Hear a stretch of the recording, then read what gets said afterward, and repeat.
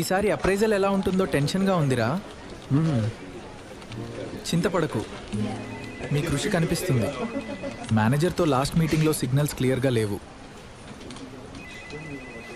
నువ్వు చేసిన వర్క్ స్ట్రాంగ్గా ఉంది, టెన్షన్ పడకు. ఇన్ని నైట్స్ పనిచేశాను, కనీసం హైక్ బాగుండాలి.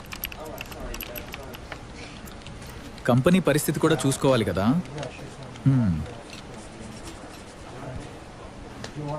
ఎఫర్ట్కి వాల్యూ ఇవ్వకపోతే మోటివేషన్ ఎలా వస్తుంది?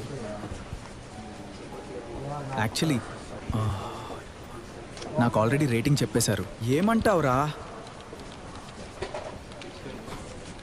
నిజంగా ఏదైనా వచ్చినా నెక్స్ట్ మూవ్ ప్లాన్ చేసుకుందాం.